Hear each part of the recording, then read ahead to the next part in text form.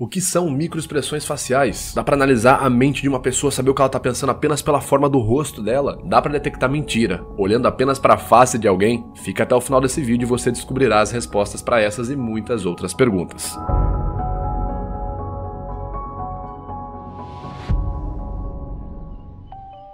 Fala pessoal, beleza? Meu nome é Vitor Santos, eu sou especialista em linguagem corporal, investigador profissional e perito técnico das microexpressões faciais. Você está no canal Metaforando, o maior canal de linguagem corporal do mundo. Hoje nós vamos fazer aqui a nossa primeira aulona gratuita sobre linguagem corporal. Eu pretendo trabalhar com vocês todas as semanas algum tópico da linguagem corporal. Gestos, postura, expressões faciais e muito mais. E para começar, a aula de hoje, microexpressões faciais. Você já quis analisar o rosto das pessoas, assistiu aquela série Lie to Me e falou, puxa, eu preciso aprender a observar qual emoção a pessoa está sentindo? Você já se interessou em detecção de mentiras e achou que era possível detectar a mentira apenas pela expressão da face da pessoa? Você sabe quais são os sinais de cada emoção na face, os critérios universais? Então é com você que eu quero falar, muita calma nessa hora, fica com a gente até o final do vídeo para aprender tudo isso e muito mais. Antes de mais nada, vale lembrar que se você gosta de linguagem corporal, gosta de estudar esse tema, quer aprender mais sobre comunicação, quer utilizar sua própria comunicação a seu favor, já se inscreva aqui no canal Metaforando,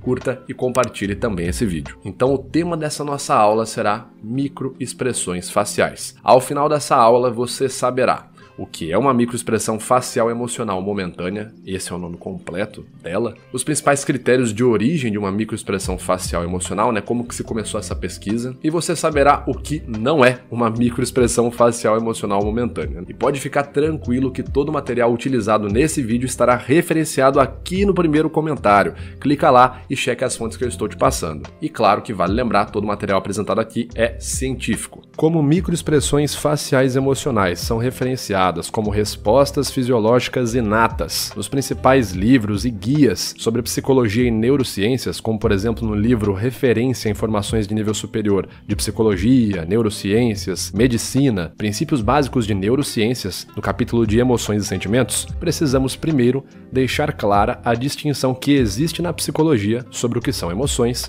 e o que são sentimentos.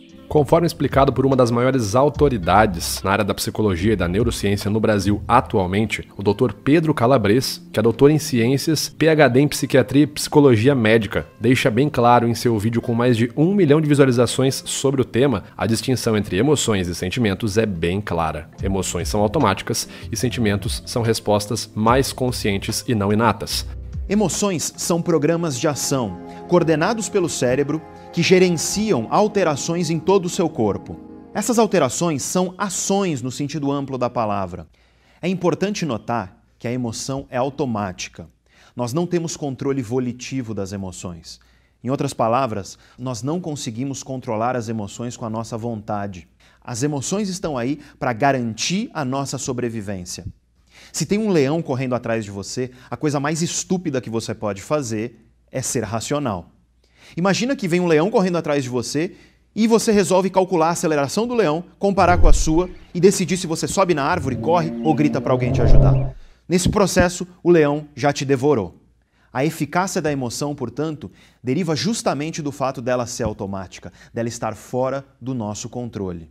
É mais inteligente sair correndo, gritando automaticamente. E se pegarmos também como referência uma das maiores autoridades em divulgação científica sobre a área da psicologia no Brasil, o psicólogo, cientista e doutor em psicologia social André Rabelo, criador do canal Minutos Psíquicos, em seu vídeo sobre emoções, além de entendermos a distinção entre emoções e sentimentos como algo reconhecível na psicologia atual, já é também explicado que o comportamento emocional pode ser observado de forma direta pelas microexpressões faciais na face humana. Existem pelo menos 7 emoções básicas e encontradas em praticamente todas as culturas ao redor do mundo: raiva, nojo, desprezo, tristeza, susto, felicidade e medo. Todas elas são facilmente identificáveis na face humana. Além das emoções básicas, também existem emoções que variam entre as culturas, como culpa e vergonha. Todas elas têm como características o fato de serem iniciadas rápida e espontaneamente, resultarem de uma avaliação automática do ambiente e durarem pouco. Na psicologia, consideramos que sentimentos são diferentes de emoções. Os sentimentos são o resultado da experiência subjetiva que temos ao vivenciar uma emoção. Ou seja, é a interpretação que fazemos do que aconteceu conosco quando sentimos uma emoção. De maneira resumida, então, Emoções são comportamentos automáticos em resposta a estímulos externos ou internos que têm funções biologicamente adaptativas para a nossa sobrevivência. E quando uma emoção é processada, ela desencadeia inúmeras alterações sem que a gente pense sobre isso, sem que a gente tente racionalizar e independente do nosso aprendizado ou da nossa influência cultural. Emoções, então, nas palavras do professor Dr. Antônio Damasio, referência internacional em neurobiologia e psicologia do comportamento emocional e das emoções, sentimento é tudo aquilo que vem depois de uma emoção. E esse sim sofre uma grande influência cultural e social. Nas palavras de Damasio, sentimentos são, por definição, a experiência mental que nós temos do que se passa no corpo. É o mundo que se segue à emoção. Mas mesmo que se dê muito rapidamente, em questão de segundos, primeiro são ações e pode-se ver sem nenhum microscópio. Você pode me ver tendo uma emoção. Não vê tudo, mas vê uma parte. Pode ver o que se passa, por exemplo, na minha cara. A pele pode mudar, os movimentos que eu faço e etc. Enquanto que o sentimento, você não pode ver. Então eu entendo que as microexpressões faciais emocionais são respostas que ocorrem de forma inata depois que eu tenho uma emoção e não um sentimento. E eu entendo também nesse vídeo que quando eu tenho uma emoção, várias alterações ocorrerão no meu corpo. Inclusive essa ideia de que existem evidências universais que são observáveis na face e na voz, que em qualquer lugar do mundo você consegue observar essa evidência e saber que a pessoa está sentindo determinada emoção, é uma ideia que é amparada pela maioria dos cientistas, pesquisadores na área da psicologia das emoções, da neurobiologia das emoções e do comportamento emocional na atualidade. Um artigo chamado What Scientists Who Study Emotion Agree About evidencia exatamente esse ponto. Foi uma pesquisa feita com mais de 250 cientistas que visava entender qual era o consentimento da maioria desses cientistas. Os pesquisadores que participaram dessa pesquisa, que preencheram esse questionário, não eram pessoas apenas que se formaram, por exemplo, em, psicologia, ou que tinham um doutorado, simplesmente um doutorado em psicologia. Não, além de serem acadêmicos de extrema relevância e extrema importância, como, por exemplo, um dos principais colaboradores dessa pesquisa, que foi o Dr. Richard J. Davidson, que é doutor em psicopatologia pela Harvard University. Esses cientistas, eles tinham outros critérios para serem cumpridos para poder participar dessa pesquisa, para falar o que eles concordavam ou não, discordavam em estudo da psicologia das emoções. Como, por exemplo, esses cientistas tinham que ter, nos últimos 8 anos, ter participado de mais de 5 pesquisas e ter publicado elas em revistas com peer-reviewed, ou seja, com revisão de pares. Então esses 250 cientistas que participaram desse questionário, além de serem pessoas academicamente muito gabaritadas, muito capacitadas, são pessoas que trabalharam nos últimos anos em pesquisas de forma ativa, não apenas fazendo um videozinho pro YouTube, criticando isso ou aquilo, não. Foram pessoas que estavam na linha de frente gerando conteúdo científico. E mais do que isso, foram pessoas que geraram pesquisas que foram publicadas, essas pesquisas não foram detonadas, tá certo? Foram publicadas em jornais de altíssimo reconhecimento, como por exemplo o jornal Emotion. E qual foi o consentimento desses profissionais ao preencher o questionário? Dentre várias coisas, observaram-se alguns fatos. 88% dos pesquisados concorda que existem evidências convincentes e contundentes sobre a universalidade das emoções ser observadas em diferentes aspectos. E 80% dos pesquisados concorda que existem evidências convincentes e contundentes para sinais universais das emoções, na face e na voz. De maneira resumida, a maioria desses cientistas que estão na linha de frente todo dia pesquisando, pessoas que não são apenas acadêmicos renomados nas principais universidades do mundo, mas sim que estão de fato pesquisando e divulgando a ciência, e ampliando os horizontes científicos na área das emoções, na área da psicologia das emoções, a maioria, 80%, concorda que existem sinais observáveis que são universais na face e na voz quando a gente fala sobre emoções. Mas, Vitor, e se de repente desses 250, se um desses discordar ou não concordar? Isso é normal, Não ter concordância, a crítica, a discordância, ela é normal na ciência, Não é porque, por exemplo, imagina que desses 250, uma pessoa vai lá e grava um vídeo dizendo que não concorda com as microexpressões faciais, Põe esse vídeo no YouTube. Essa pessoa tem um pensamento totalmente legítimo, mas primeiro ela não está em consonância com o que a maioria dos profissionais fala e muito menos a opinião dela está representando a classe.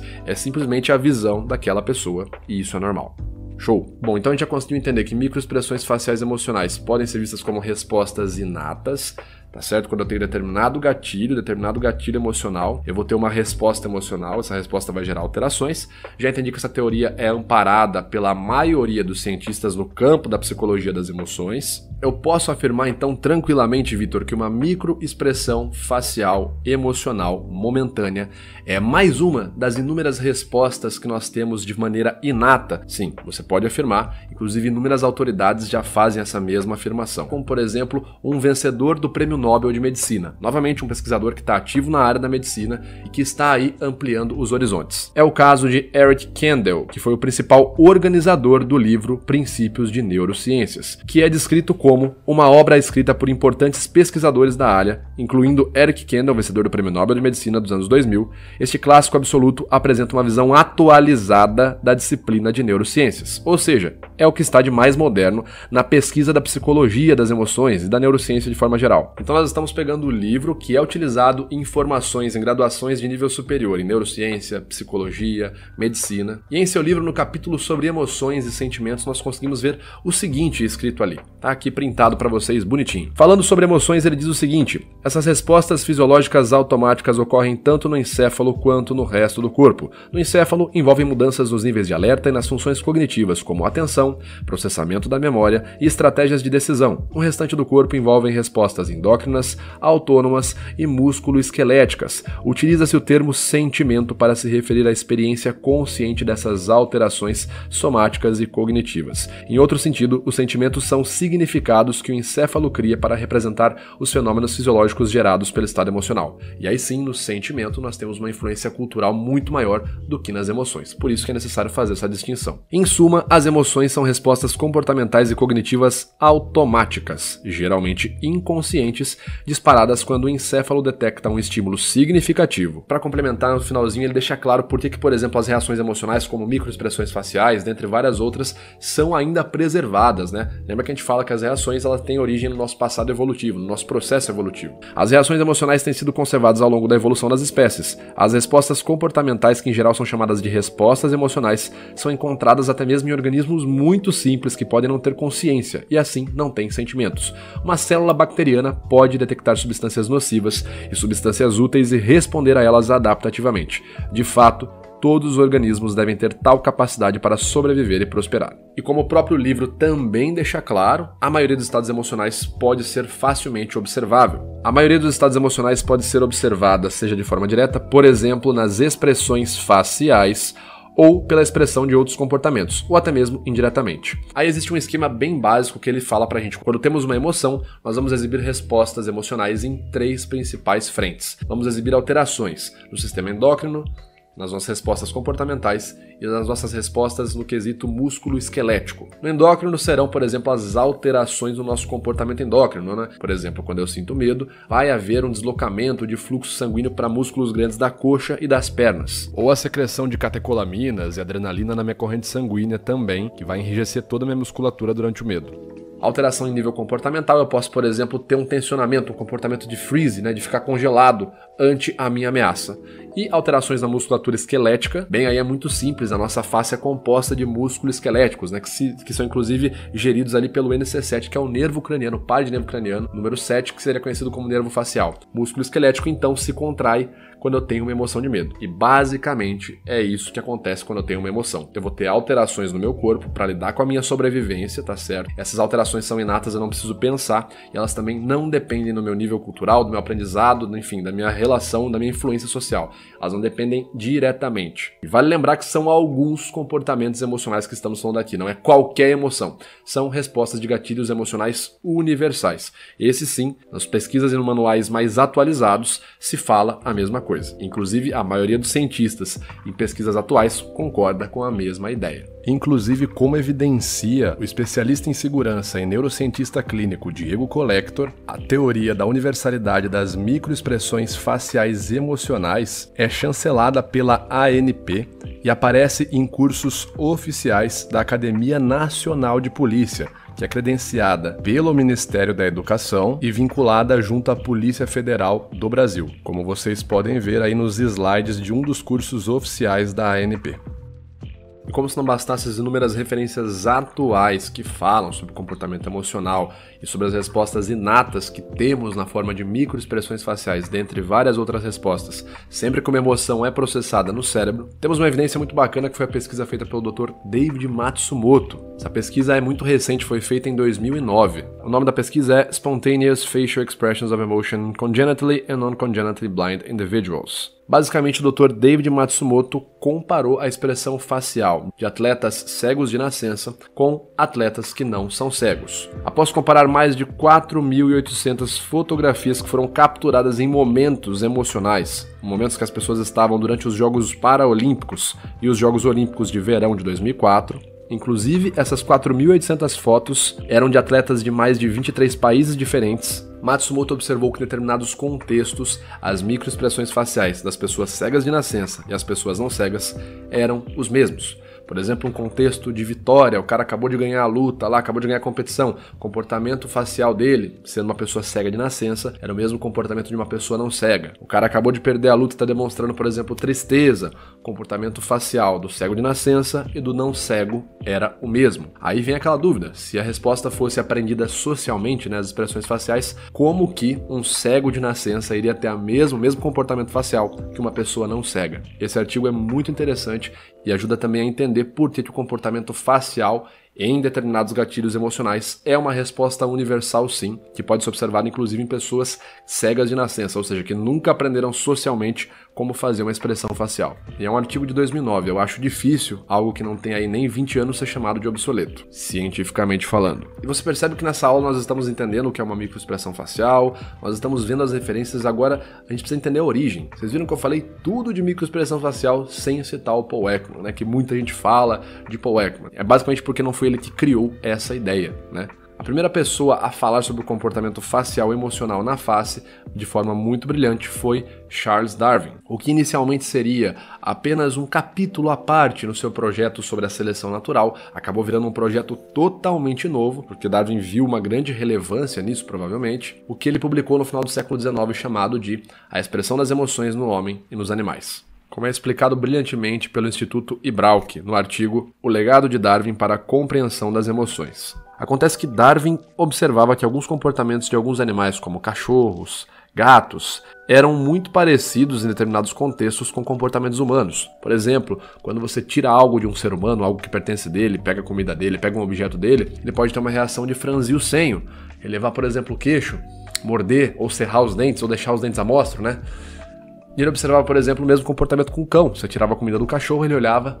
Com um gato a mesma coisa, E nessa época ele quis ali alguns colaboradores de outros locais para mandar para ele explicações se esse comportamento se repetia também em outros locais. Essas colaborações deram resultados positivos para o Darwin e ele começou a observar com mais atenção e concluiu que, basicamente, o pensamento do Darwin foi orientado no seguinte sentido: as emoções têm a função de ajudar na nossa sobrevivência. Ponto. Eu preciso então de respostas específicas para cada emoção para lidar com determinados estímulos diferentes para poder continuar vivo. E se eu ainda tenho emoções hoje apresentadas na face, quer dizer que esse comportamento em algum momento foi necessário para a sobrevivência das espécies. E a explicação para isso é bem simples por dois motivos. Primeiro, a resposta universal de cada emoção, que está associada de forma direta ali à sobrevivência. Pense, por exemplo, nos nossos ancestrais, quando ele saía para caçar e ele via um outro predador vindo na direção dele. Se ele, por exemplo, não tivesse uma reação emocional de medo, não tivesse as alterações comportamentais, como, por exemplo, o aumento na oxigenação, conseguisse respirar mais rápido, tivesse um deslocamento de fluxo sanguíneo para as pernas, ele não ia conseguir fugir. Aquele ancestral teria morrido e provavelmente nós não estaríamos aqui hoje. Então o primeiro ponto é que basicamente cada emoção no nosso passado, nosso passado recente, historicamente falando, nosso processo evolutivo, cada emoção precisou ter a sua resposta específica para ajudar a dar manutenção na nossa sobrevivência. Por exemplo, a tristeza. Se não fossem, por exemplo, comportamentos de letargia corporal, como ocorre quando a gente fica triste, nós não teríamos outras pessoas prestando atenção na gente, não teríamos então a aproximação social dos grupos e provavelmente o grupo se dividiria ali, a pessoa está triste, deixa ela ali, e esses grupos iam acabar quando se dividissem, morrendo também, não iam conseguir fazer nada sozinhos, e nós também não estaríamos aqui hoje. Então você começa a observar o significado evolutivo para cada emoção. E a segunda resposta é por conta da comunicação. Num passado também não muito antigo, historicamente falando, a gente precisou começar a se organizar em grupos para caçar, para conseguir, por exemplo, cuidar de um lugar e principalmente para sobreviver. E não dava para conversar de uma linguagem complexa dizendo, olha, tem um predador ali, vamos fugir daquele predador. A resposta que mais fazia sentido era virar para os membros do seu grupo com uma expressão de medo na face e gritando para dizer, para se comunicar dizendo que tinha algo de errado naquela direção. Então os dois principais pontos são de fato a comunicação e as emoções e as alterações que elas desencadeavam eram extremamente necessárias para a gente conseguir sobreviver e estar aqui hoje. E isso Darwin já tinha sacado muito tempo atrás. Inclusive ele é o primeiro que vai lá e fala que não, a expressão facial, se de fato for confirmada, ele fala isso lá bem lá atrás, não vai ter nada a ver com a personalidade, mas sim com eventos momentâneos e alterações momentâneas. Portanto, a gente já começa com o primeiro ponto. A forma do nosso rosto, a forma que o nosso rosto adota, não tem relação nenhuma com a nossa personalidade. Microexpressões faciais não tem nada a ver com rugas aparentes, com a forma do corpo, e muito menos com a forma do rosto.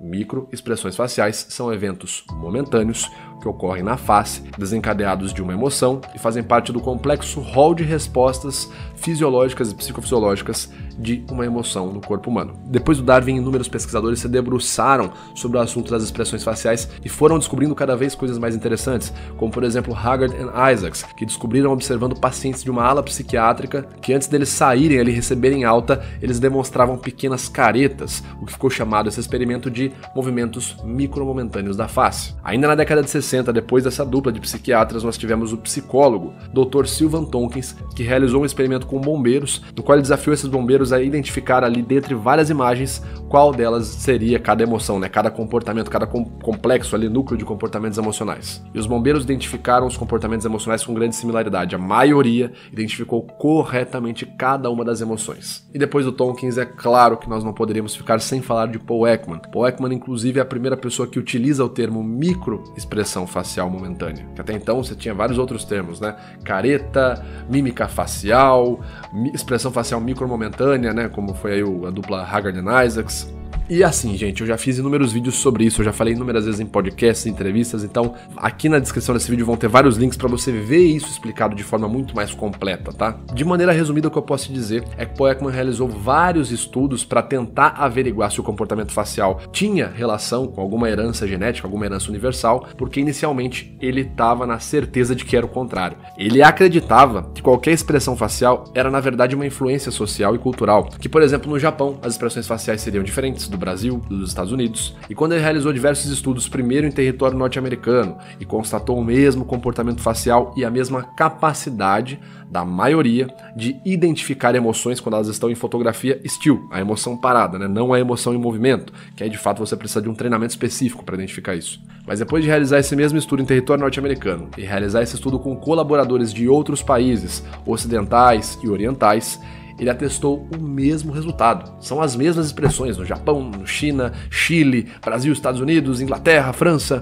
Porém, as críticas na época falavam o seguinte: Ekman, você pegou países que já sofreram um processo de ocidentalização? A maioria desses países já aprendeu como sorrir vendo um vídeo, um filme, uma revista, um outdoor. Então Ekman fez o que faria mais sentido. Ele foi e ficou 3 anos numa civilização isolada, uma civilização não letrada, lá na região de Papua Nova Guiné, a tribo dos For, como ficou conhecida assim, a tribo desse experimento. E lá ele constatou os mesmos dados que ele já tinha constatado na civilização moderna. Basicamente, o registro que ele gravou lá apresentava as mesmas emoções em contextos com as nossas. Por exemplo, quando um membro da tribo primitiva, que nunca tinha tido contato com um homem caucasiano, nunca tinha ali lido um livro, visto um filme, por exemplo, quando essa pessoa, membro dessa civilização isolada e não letrada, matava um javali grande, e aquilo ia ser a janta da tribo, eles expressavam isso aqui. O que a gente, civilização moderna, semanticamente cunhou como felicidade. Quando morria, por exemplo, um pequenininho, uma criança ali do grupo, dessa civilização não letrada, eles expressavam essa expressão aqui. O que nós, Civilização moderna, chamamos de tristeza. E além de ter identificado o comportamento facial, né, das pessoas e não viu nenhuma expressão que era inédita, nenhuma expressão diferente, e lembrando que expressão não é motivação, a gente está falando da resposta e não do que motiva aquela resposta. Por exemplo, se você matasse o javali, talvez você ficasse com medo pra caramba, né? Você aqui, como eu, da civilização moderna, mas lá, um membro de uma civilização letrada, ele sente felicidade. Então, motivação difere culturalmente. A resposta inata, não. Mas fora tudo isso, Ekman realizou um outro estudo muito bacana nessa tribo, né, durante esses 3 anos, que foi basicamente o seguinte. Ele fez algumas pranchetas, né, ele fazia assim, sets de 3 pranchetas, 3 figuras por rodada, e fazia essa pesquisa com os participantes da tribo. Basicamente ele contava uma história para as pessoas, e elas tinham que escolher dentre as emoções que estavam aqui nas figuras, qual fazia sentido com a história. Então imagine aí que eu sou o Paul Ekman, né, eu tô aqui falando com vocês aí, e eu conto para você a seguinte história. Olha só, você acabou de conseguir caçar o maior javali para o jantar da sua tribo hoje. Qual careta você vai fazer? Qual é a sua careta sua nesse momento? E aí aparecia aqui essas 3 caretas. Aí a pessoa ia e escolhia a careta de felicidade, por exemplo. Aí o Ekman não sabia qual careta a pessoa estava vendo e também não tinha repetição de careta, para a pessoa não ir por ordem de excludência, né? Bom, se naquele exercício foi esse, naquele foi esse, só deve ser esse. Então, literalmente eram expressões novas para cada rodada e o Ekman também não tinha como influenciar porque ele não via o que estava rolando. Ele só tinha um número aqui atrás na prancheta que ele anotava, tá bom, história do javali, a pessoa tal votou no número, na figura de número 381. Depois ele ia levantar e ver que a escolha das pessoas eram as mesmas. Contextualmente, em determinados gatilhos universais, a emoção delas era a mesma e elas sabiam reconhecer as emoções. Elas olhavam um gatilho, por exemplo, que para eles era de felicidade, conseguir caçar um javali, e julgavam aquela emoção como a emoção correta para aquele contexto. Nas últimas décadas, vários estudos foram feitos para entender as semelhanças e as diferenças nos comportamentos faciais entre humanos e primatas não humanos, em contextos sociáveis. Alguns estudos já mostraram grande similaridade em contextos sociais entre humanos e primatas não humanos, em questão de comportamentos faciais e principalmente em questão aos sorrisos, como por exemplo nós podemos ver nessa meta-análise feita em 2007 por Lisa Part e Bridget Waller, chamada Understanding Chimpanzee Facial Expressions, Insights into the Evolution of Communication. Ao final, na conclusão desse artigo, conseguimos ver o seguinte: esse artigo revisou e expandiu os dados que sugerem homologias entre a exibição de dentes à mostra dos primatas e o sorriso humano e a face de brincar dos primatas e o riso humano. Tais estudos são, novamente, uma forte evidência sugestiva das microexpressões faciais como mais um dos comportamentos biologicamente adaptativos herdados do nosso processo evolutivo. E esses são os principais pontos que é interessante você prestar atenção. Já foi identificado, então, que universalmente, quer você more aí numa região isolada do mundo, né, não letrada ou na civilização moderna, seu comportamento facial em contextos de gatilhos universais será o mesmo que as outras pessoas ao redor do mundo, né, em qualquer lugar do mundo, e que, naturalmente, de maneira inata, nós conseguimos reconhecer emoções. Quando a gente tem a emoção parada, né, em fotografia still, a maioria consegue, então, reconhecer as emoções na face humana, tá certo? E para ficar melhor do que isso ainda, logo depois do Ekman obter esses resultados e apresentar tudo isso num seminário de sociologia e antropologia, 2 pesquisadores fizeram a mesma pesquisa em locais diferentes.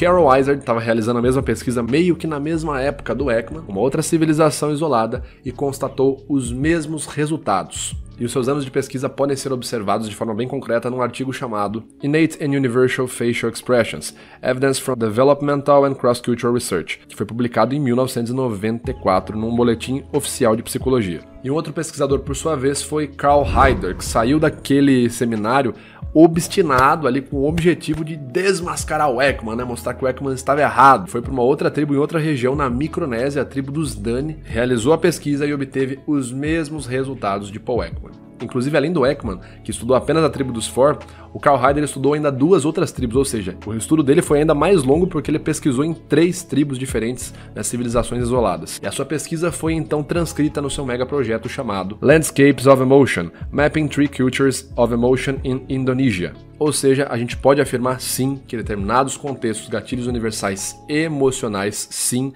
as nossas expressões faciais são universais. Eu posso observar os sinais e julgar né, com bastante precisão qualquer lugar do mundo, seja em Papua Nova Guiné, Micronésia, Indonésia, Brasil, Japão, Chile, Argentina, Inglaterra, enfim. E outro fato interessante, lembra daquele critério que eu disse que as pessoas conseguem identificar, né, conta uma história, né, para a pessoa que é de uma civilização isolada e ela consegue contextualmente identificar a emoção correta, ela consegue olhar para uma emoção, por exemplo, e falar, isso aqui é felicidade, isso aqui é medo. Na civilização moderna a mesma coisa, né, eu consigo olhar e identificar, o que é uma ideia que faz sentido, né, se eu tenho o emissor, né, eu emito sinais faciais, eu deveria, evolutivamente falando, ter desenvolvido também o receptor desses sinais faciais, né? Se eu emito, eu também tenho que identificar corretamente. E 2 estudos do Antônio Damasio que estão aparecendo aqui na tela, né? Você deve estar vendo o nome dos estudos aqui na tela enquanto eu falo. 2 pesquisas observaram exatamente isso. A relação entre o córtex somatosensorial no reconhecimento de microexpressões faciais. O que mais uma vez aponta que o comportamento facial sim, faz parte do nosso processo evolutivo. Ao longo dos anos, nós desenvolvemos a capacidade de emitir o sinal facial e não faria sentido eu ter o emissor e não ter o receptor. Então, como as pesquisas mostram, também temos a capacidade de identificar, de receber esses sinais faciais. E após todas essas pesquisas, na década de 70, Paul Ekman, juntamente com Joseph Hager e Wallace Friesen, criou o sistema FACS, conhecido como Facial Action Coding System, que é o único sistema de taxonomia facial, ou seja, é um sistema que visa dividir taxonomicamente a face para fins de estudo. Não é um sistema de detectar emoção, tá certo? O FACS não é um sistema para detectar emoção, eu uso o FACS aqui, eu vou ler o FACS emocional, não. O FACS é um sistema utilizado para dividir anatomicamente e para estudar eventos na face, tanto que o FACS é utilizado por profissionais da área da saúde animal, nós temos o Equifax, Dogfax, Chimpfax, Catfax, e também é utilizado por profissionais, por exemplo, da área da medicina, para pesquisar escalas de dor pela face. Então o FACS não é apenas para estudar emoções e muito menos o FACS é utilizado para detectar mentiras, né? Se alguém falou isso aí para você que dá para detectar mentira pela face, mentiram para você. A avaliação da desonestidade é algo muito mais complexo que eu pretendo trazer numa aula futuramente, mas não. Em resumo, o FACS é apenas um estudo do comportamento facial e ocorrências na face. Determinado músculo é mexido, como que ele é acionado, quais as ocorrências observáveis sempre que esse músculo é acionado e por aí vai. E após todas essas explicações, nós conseguimos entender o seguinte, então. Emoções são reações bem mais rápidas que sentimentos, emoções são involuntárias e inconscientes, emoções são programas de ações que visam nossa sobrevivência e, sendo assim, fazem parte da nossa herança evolutiva. Emoções causam diferentes mudanças no nosso corpo quando são ativadas, muitas delas são observáveis, como as microexpressões faciais emocionais. As microexpressões faciais emocionais fazem parte do complexo rol de alterações que ocorrem sempre que emoções são acionadas.